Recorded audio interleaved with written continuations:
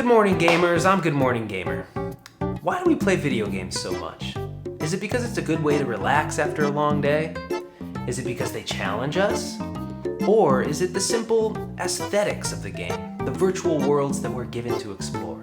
In short, yes, all of them. But few games can bring all of these things together and blend them up into a beautiful, tasty... But when it happens, it's good. It's like the best when that happens. Now for him it might be Tetris that meets all these requirements, or for her it might be Doom on the PS4. But for me, it's this. There we go. Super Mario Sunshine. Now I've spent countless hours immersed in the sunny worlds of Isle Delfino, and I'd like to share with you why I think this is a nearly perfect game.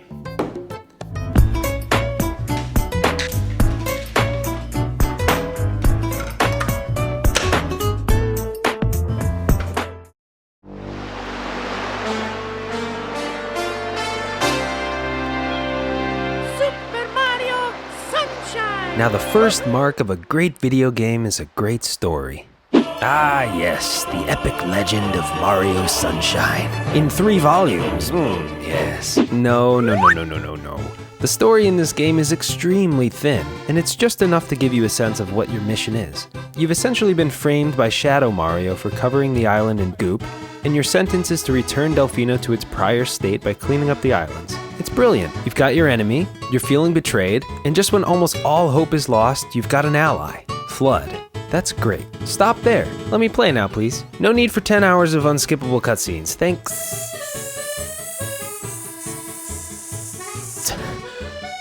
No, of course there's merit to having a good story in a video game, but this one is good, and it gets straight to the point.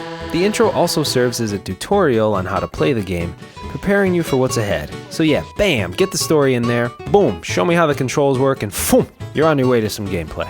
Which leads me to my next point. Wow, that flowed pretty nicely there.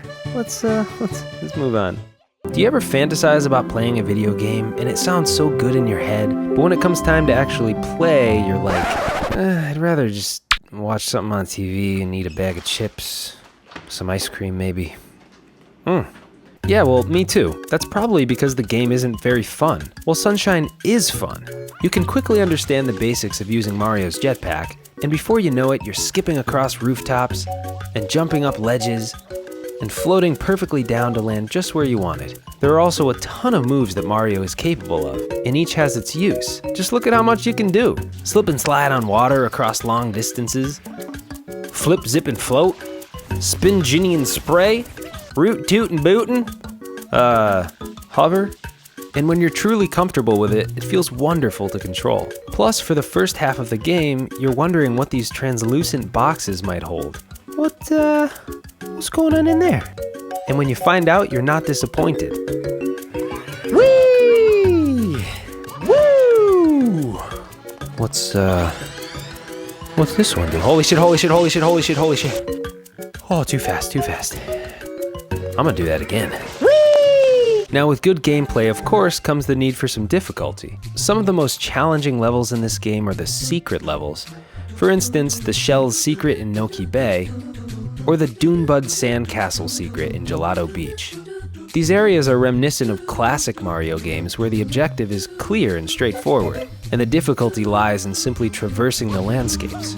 So it's almost a sort of retro aspect to the game, testing you with just the basics. You'll find challenges in the main worlds too, like Yoshi's Fruit Adventure, where you're creating platforms out of these fish. And then you ride them carefully to a caged Shine Sprite. Or of course, the dreaded hidden minigame of Pachinko. But great gameplay and tight controls aren't everything. The environments. You know, the places you're in while you play.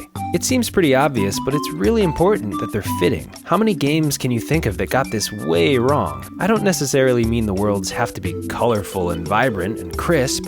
They just need to suit the game well and add to how the game makes you feel. Fallout 3, for example, isn't a bright and colorful game, but rather the bleak skies and dead surroundings help the game feel the way it was meant to. In Super Mario Sunshine, the worlds are beautiful and sunny, immediately giving off an air of joy and happiness. Just look at Mario in his fancy beach shirt and shades. I swear he's at a Jimmy Buffett concert right now.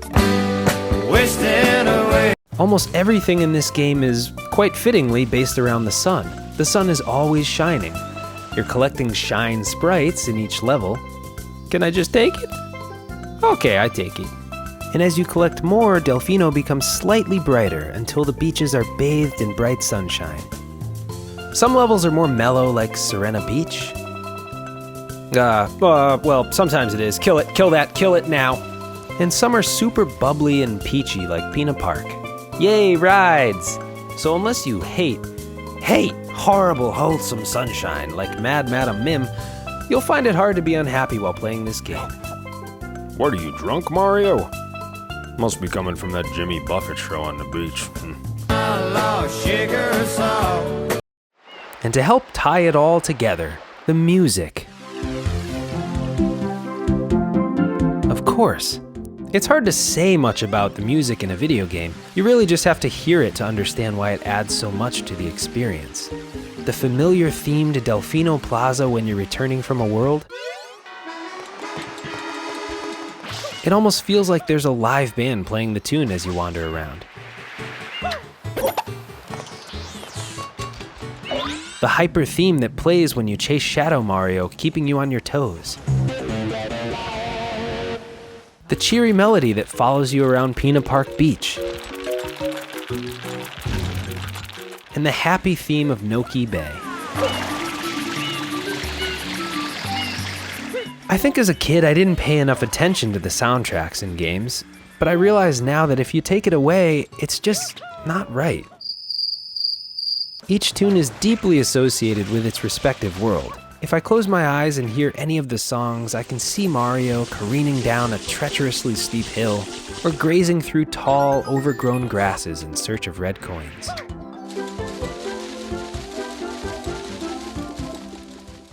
I don't want to give away the entire game, and there is much more to it. There's some collecting, and there are some tough boss battles, but take all these components, add in a Mario, squash them down together into a tiny disc, and you're left with a beautifully complete world ripe with things to discover.